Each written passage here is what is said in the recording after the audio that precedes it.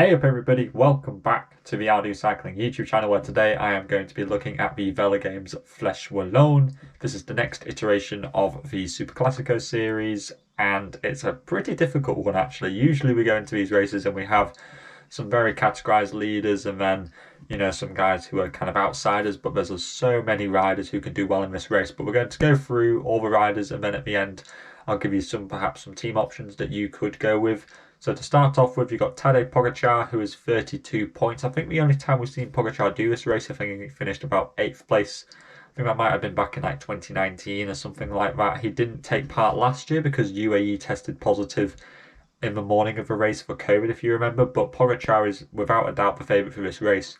The steep gradients really suit him, unlike the Poggio, where we saw him struggling to break away on the shallower gradients. I do think that this race suits him down to the ground. He's got probably the strongest team ever assembled for a one-day race, and I think that he is the odds-on favourite, and I'd therefore be recommending that you put him on to your team. I do think that he is the most likely to. When you've got Alaphilippe, who's got some question marks, of course, he was pretty much just run out of a race of batle by his own team car. How is he going to be going? He is a rider who can really just come out of nowhere and just start doing really well. He will probably want to be doing well in this race. It's a race he's done very well in the past. I think his consistency is almost only rivaled by Alejandro Valverde, who is still technically, I guess, the king of the Muur de Huy. You've got Remco Evenepoel, who I think has said that he is domestiquing for Alaphilippe in this race, and I don't think this race suits Evenepoel at all anyway.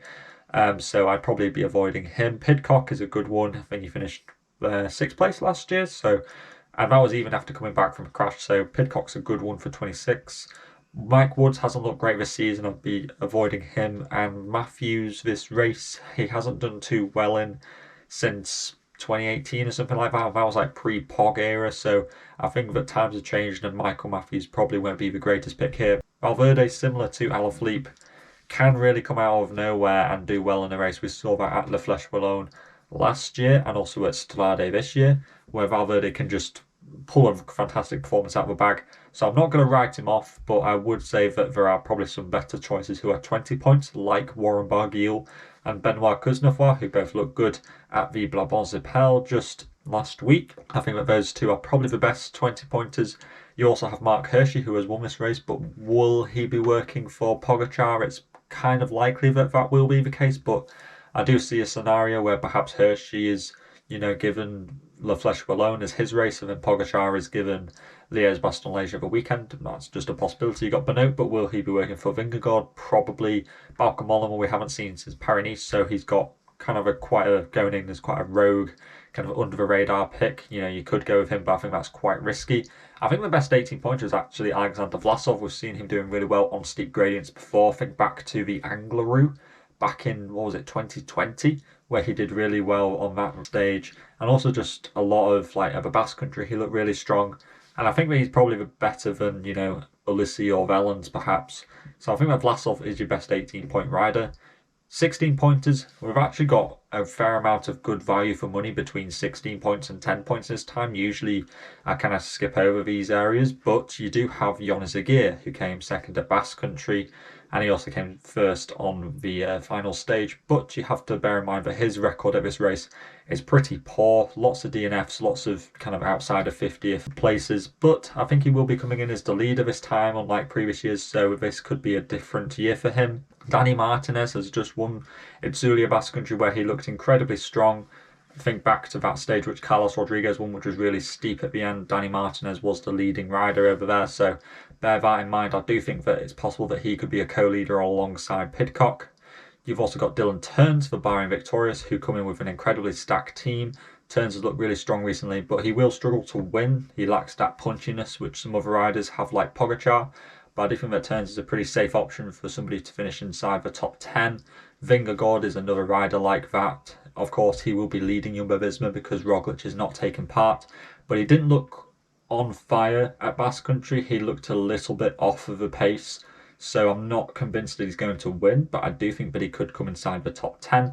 Caruso, what a 14-pick rider. He's just won the Tour of Sicily, and he's just absolutely on fire at the moment, is Caruso. It would not surprise me if this man finished, dare I say, on the podium of this race, top 5. I think that Caruso is a great choice of a 14-point rider. You've got some other 14-point riders as well, maybe like Wout Poels, another rider for Bahrain Victorious. He would be one who I'd be definitely considering putting on as well. In terms of 12-point riders, again, you've got Ruben Guerrero, who's looked very strong recently, and Jesus Hirada, who's won a one-day race recently. He came second in another one just behind Ben O'Connor. So I think that Jesus Hirada is looking incredibly strong at the moment and could be likely a co-leader alongside Jonas Aguirre for tomorrow's race. In terms of the other 12-pointers, I don't think there really are too many to shout about. 10-point riders, possibly Jai Hindley. If they're not going for Vlasov, then I think Jai Hindley would be their next best bet. Other than that, I don't think the other 10-pointers are that great. 8-point riders, you've got Tobias Harland Johannesson, Quentin Hermans and Christian Rodriguez. All of them towards the bottom. Of course, Hermans I think finished like top 20 in this race last year. Tobias Harland Johannesson is just like the wonder kid at the moment. Although hasn't shown the best form in one-day races recently, so perhaps maybe that might make you a bit apprehensive about picking him. But I think that he is certainly a strong choice to go with. And then Christian Rodriguez, he might be working for Pierre Latour though, so bear that in mind. I think that Hermans and Johannesson are the best 8-pointers if you had to push me for an answer there. You've got plenty of 6-pointers to be choosing from. I think that the best ones are Quentin Pacher, Matthias Skjelmos Jensen and Victor Lafay.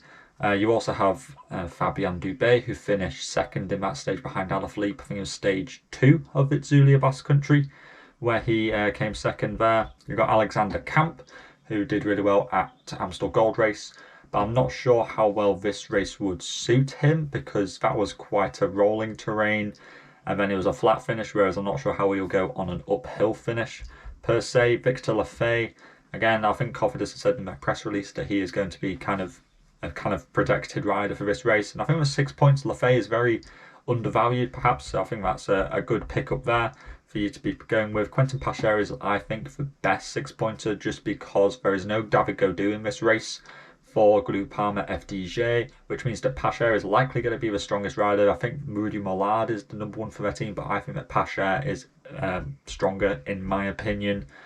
And then you've got Matthias Skjelmos Jensen, who again looked very good at, I think it was Catalonia, but will he be working for Mollema? I'm not too sure, but I think for 6 points, Matthias Skjelmos Jensen is still a very good choice for you to go with. And then other than that, maybe George Zimmerman, if you really push me, he could be another one that you could go with. The 4-point riders, really there aren't too many for you to go with. I would recommend you try and avoid the 4-pointers and try and get 6-pointers on instead.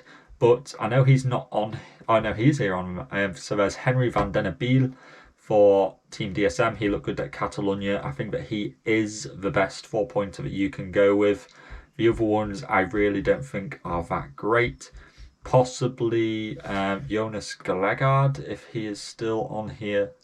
Yeah, so you've got Jonas Glegard, maybe Ben Healy, or you've also got Berkmos for Sport Vlaanderen Baloise. So those be all the 4-pointers, and that's all the riders that we've just gone through. You can really focus in on a few riders, so you can go Pogacar, Alaphilippe and Tom Pidcock, and then 3 4-pointers like the 4-pointers that I've just said. That is absolutely a viable strategy. Or you can spread it out a bit more. I think this is the more extreme version that I've got here, so you can have kind of 5 riders perhaps who are like a fair price, and then you have like 1 6-pointer at the bottom. Or you can kind of make it a little bit more stringent, so you could, instead of having Martinez on, you could put Pidcock on, and then instead of having like instead of having Benoit Kuznavois, you could have like Zandlo Morisa or Jai Hindley as like a 10-pointer.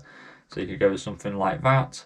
So you can mess it around with a little bit like that. I do think that the certainty that you have to go with is Tadej Pogacar. Other than that, I think that it's fairly free game. There's so many riders that you can choose. And I want you to put down in the comments below, have I missed anybody glaring? Because there are a lot of riders and I think that I've probably missed some. So put them all down in the comments down below and let me know who you're thinking of putting onto your teams as well. And all that is left to say is to keep safe out there, and I'll see you in the next video. Salut!